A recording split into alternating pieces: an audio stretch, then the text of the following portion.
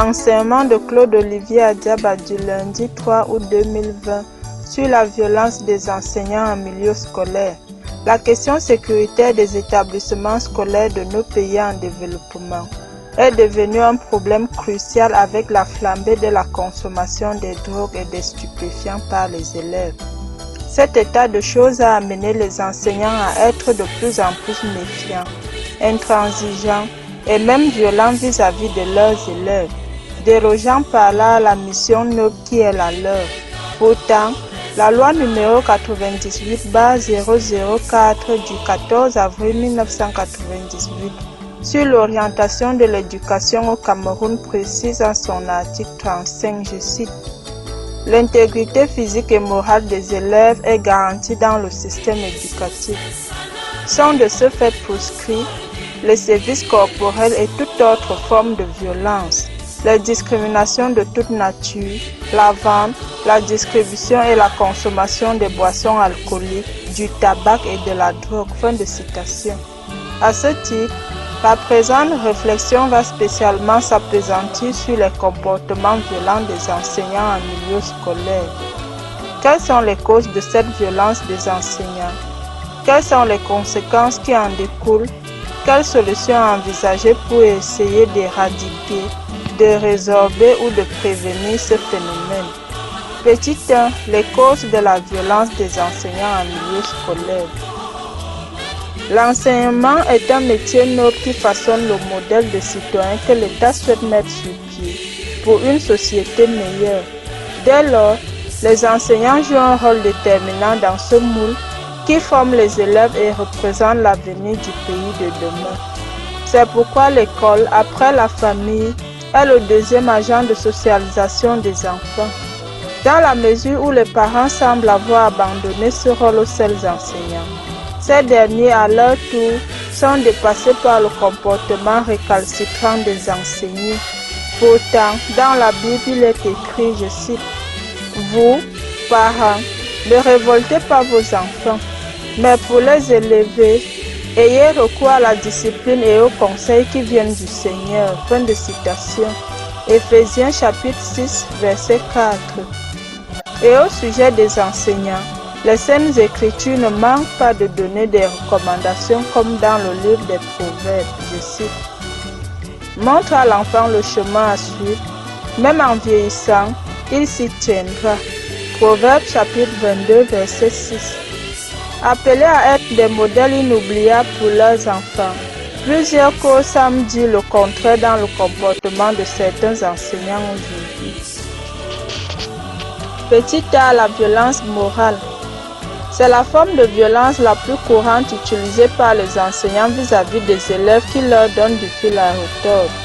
Les enseignants se comportent toujours comme si eux-mêmes ne sont pas passés par les bancs pour apprendre et pensent que les élèves de nos jours ne sont que des cancres qui ne veulent pas fournir des efforts. Sans vouloir jouer le rôle d'avocat défenseur des élèves, ces derniers semblent plus éveillés et plus intelligents à leur âge comparativement à notre époque. Cela n'empêche pas que certains enseignants les traitent de tous les noms d'oiseaux. Parfois, les frustrations ramenées de la maison sont transposées dans les salles de classe aux grandes dames de la formation des élèves. Certains insultent leurs élèves à longueur de journée.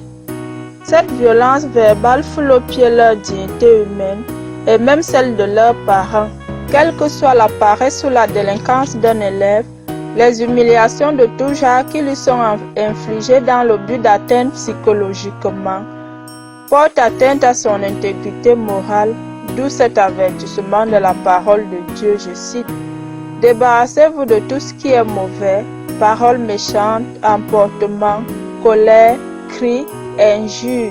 Traitez-vous avec bonté et compréhension, et pardonnez comme Dieu vous a pardonné dans le Christ. » Fin de citation.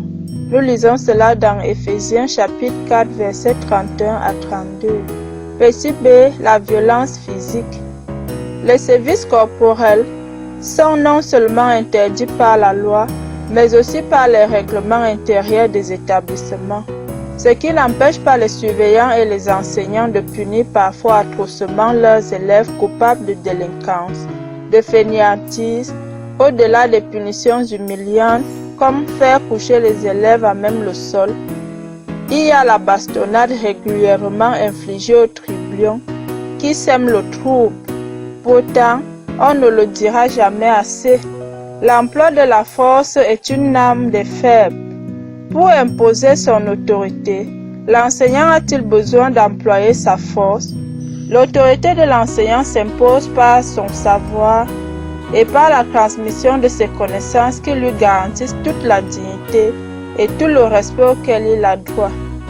Malheureusement, certains enseignants qui extériorisent leurs émotions n'hésitent pas à gifler l'élève délinquant. Celui-ci, très souvent sous l'effet d'une éducation tronquée ou encore de la drogue, va réserver à son enseignant une riposte à nul autre pareil. En quête de popularité maladive, cela lui vaut malheureusement des encouragements au lieu de la pitié auprès de ses camarades de classe. Dans ces conditions, la bagarre est inévitable avec son enseignant pour diverses raisons. Toute chose qui discrédite la profession et montre le degré d'immaturité d'un tel enseignant. Et pour mieux confirmer son immaturité et son manque de professionnalisme, l'enseignant en question va se venger sur les copies de l'élève rebelle ou même le suspendre de ses cours s'il n'est pas exclu définitivement de l'établissement. Il va de soi que la politique des exclusions reste un aveu d'échec.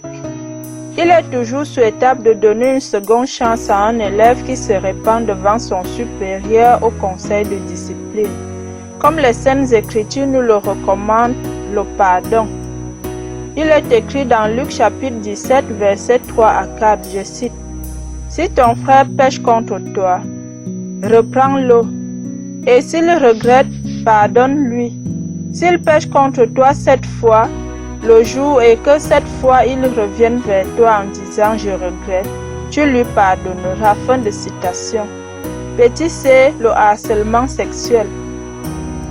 Si la violence physique est surtout réservée aux garçons, ce sont très souvent les jeunes filles qui font l'objet du harcèlement sexuel en milieu scolaire. Certains enseignants pensent que n'étant pas reconnus à leur juste valeur par la société, le meilleur salaire qu'ils puissent avoir est de souffrir les jeunes filles qui semblent à leur portée. Tout va alors commencer par une intimidation de la jeune fille en classe, par des avances assidues, jusqu'à ce que l'enfant d'autrui cède. On parlera dans ce cas de notes sexuellement transmissibles aux évaluations. Mais, lorsque cet élève lui oppose une résistance farouche, les rapports conflictuels sont à l'ordre du jour, ce qui corrompt la nature même de l'enseignement et piétine les codes éthiques et déontologiques qui réglementent les relations entre enseignants et élèves de sexe opposé dans les établissements scolaires. Il y a donc la frivolité de l'enseignant qui explique sa violence vis-à-vis de son élève. Le harcèlement est non seulement exercé en milieu scolaire, mais aussi et surtout au téléphone. On menace toujours la victime si elle tente de trahir, de dénoncer le harcèlement.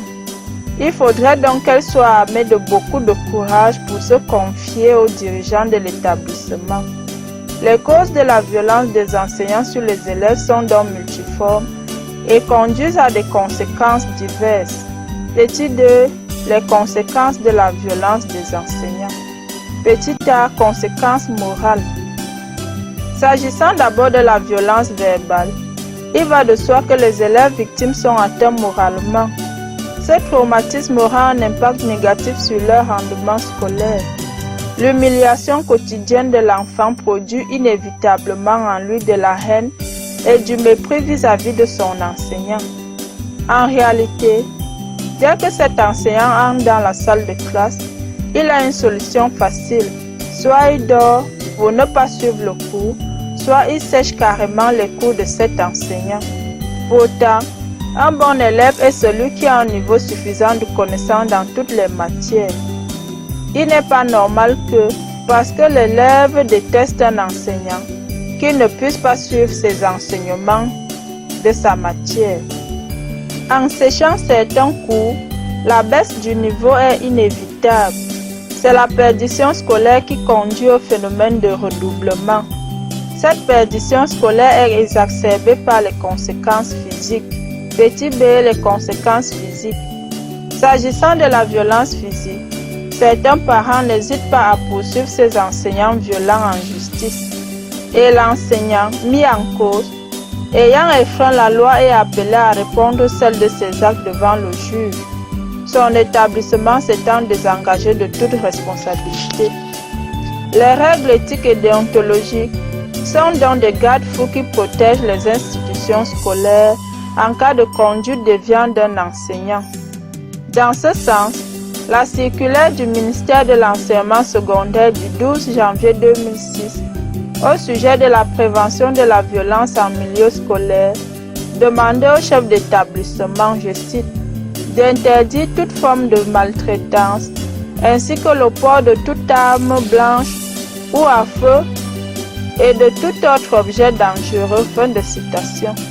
En effet, la violence physique entraîne souvent des coups et blessures de la part de l'élève ou de l'enseignant, et parfois même des pertes en vies humaines. Parfois, l'enfant demande vainement à ses parents qu'il lui change d'établissement pour échapper au martyre que son enseignant ou ses enseignants lui font subir. Pourtant, dans les relations de la communauté éducative entre parents, enfants et enseignants, c'est l'intérêt de l'enfant qui est primordial. Petit c, conséquences du harcèlement.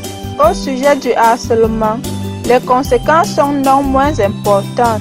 Les jeunes filles enceintes sont appelées à prendre le congé de maternité et parfois d'abandonner l'école à cause des actes des enseignants irresponsables. Lorsque la jeune fille n'est pas encore majeure, les parents intentent parfois un procès en justice pour harcèlement et détournement de mineurs. La circulaire du ministère de l'Éducation nationale du 19 janvier 1980 à cette époque notait: les enseignants et autres personnels de l'État reconnus auteurs d'une grossesse d'élève s'exposent aux sanctions administratives réglementaires sans préjudice des poursuites judiciaires qui peuvent être intentées à l'encontre de tout citoyen en pareille circonstance. Fin de citation. Cette circulaire de la tutelle nous conduit aux solutions envisagées. Petit 3. Solutions proposées pour éradiquer cette violence. En présentant à la Conférence mondiale des organisations de la profession enseignante le thème pour l'année 1970 intitulé « Les qualités de l'enseignant », le secrétaire général de l'UNESCO, William Carr, a dressé les caractéristiques de l'enseignant de qualité. Je cite: « Il faut que les enseignants possèdent un savoir encyclopédique, la compétence financière du banquier, l'adaptabilité du caméléon, le courage du saint persécuté, la subtilité du serpent, la vue du faucon, la douceur de la colombe, la résignation de Job, la force du lion. » Fin de citation. En réalité, parler de solutions envisagées pour éradiquer la violence des enseignants en milieu scolaire revient à s'appuyer sur les qualités humaines d'un bon enseignant. Ces qualités humaines sont énumérées dans l'ouvrage de James Baker et Harold Cannon intitulé « L'art d'enseigner ». Ces valeurs qui lui permettent de faire son travail et tout son travail sont le savoir, l'autorité, l'éthique, l'ordre, l'imagination, la compassion, la patience, le caractère et le plaisir. Le savoir ici est l'ensemble des connaissances renouvelées et enseignées aux élèves. Ce n'est pas seulement une quête solitaire, mais une quête collective avec ses élèves et ses collègues. C'est un moyen pour l'élève d'accéder à la liberté à travers ses savoirs, ses savoir-faire et ses savoir-être. Transmettre dans le savoir, c'est le démocratiser, le partager chaleureusement avec ses élèves. L'autorité n'est pas synonyme de pouvoir qui fait allusion à une force coercitive ou de popularité puisque l'enseignement n'est pas un concours de popularité. Il s'agit de l'influence reconnue et acceptée par tous les élèves. Elle suppose pour l'enseignant la maîtrise de son sujet, tout en sachant que le savoir est une quête qui ne s'achève pas. Il faut donc bien connaître ses élèves pour mieux partager ses connaissances et diffuser les valeurs morales. L'éthique, c'est la fixation de la morale dès l'entrée du premier jour en salle. Le fait de se tenir droit devant ses élèves, étant un modèle, l'enseignant doit incarner les principes auxquels il tient, car la morale par l'exemple est plus convaincant qu'un cours de morale. L'ordre. L'ordre ici suppose de la discipline dans la pensée, de la conduite dans l'environnement ou de la maîtrise de sa salle de classe. Il s'agit d'occuper toujours ses élèves pour éviter des temps morts. Quand l'enseignant entre en salle, ses élèves doivent toujours être prêts à travailler et prêts à écrire. Il s'agit donc d'occuper rationnellement son heure de cours. L'imagination. L'imagination doit permettre à l'enseignant d'introduire son cours de façon attrayante pour intéresser ses élèves à participer à son cours et à découvrir leur potentialité conformément à la nouvelle approche pédagogique APC, l'approche par compétence en vigueur au Cameroun. La compassion, c'est la sensibilité face aux difficultés de l'élève. C'est elle qui permet de faire preuve de tolérance et de compréhension, de s'occuper des points faibles des élèves pour qu'ils acquièrent un niveau moyen ou suffisant de connaissances. La patience, c'est la capacité à comprendre le sens de son enseignement. Elle permet à l'enseignant de comprendre que ses élèves qui sont déjà devant lui sont la société en miniature. Pour cela, il devra être patient et accepter leur gaieté inoffensive. Le caractère permet à l'enseignant d'être sociable, abordable, que ce soit chez lui dans sa famille ou dans sa salle de classe. En effet, l'enseignant doit pouvoir faire la part des choses entre sa vie privée d'une part et celle professionnelle d'autre part. En cas de problème dans son foyer, ceux-ci ne doivent pas transparaître dans sa salle de classe. Il doit rester très professionnel en toutes circonstances. Enfin, le plaisir, c'est travailler dans la détente, c'est voir la réussite de ses élèves. Pour que ces derniers soient réceptifs aux enseignements dispensés, l'enseignant doit faire son travail dans la bonne humeur et éviter d'être un sujet de terreur pour ses apprenants. Il doit donc aimer sa profession et cultiver cette vocation. En dernière analyse, il apparaît que pour éradiquer ou prévenir la violence des enseignants en milieu scolaire, ils doivent respecter scrupuleusement la loi qui interdit la bastonnade et appliquer le code de déontologie qui réglemente leur conduite au sein des établissements. Les élèves étant au centre de l'action éducative, tout comportement de leurs enseignants doivent viser à leur succès. Bien que les conditions de travail soient difficiles dans nos pays en développement, les enseignants doivent continuer à remplir leur mission exaltante avec dévouement, traiter leurs élèves avec équité, accepter leur diversité et être attentifs à leurs difficultés. C'est ce qui fait d'eux des hommes exceptionnels et incontournables dans le processus d'édification d'une nation. C'est une mission qui rappelle celle que le Christ a donnée aux apôtres. Je cite, « En voyant ces foules, il eut pitié d'elles, car elles étaient accablées et sans réaction, comme des brebis qui n'ont pas de berger. Alors il dit à ses disciples, « La moisson est abondante et les ouvriers sont peu nombreux. Priez donc le maître de la moisson pour qu'il envoie des ouvriers à sa moisson. » Fin de citation. Nous lisons cela dans Matthieu chapitre 9, versets 36 à 38. Que Dieu bénisse les enseignants.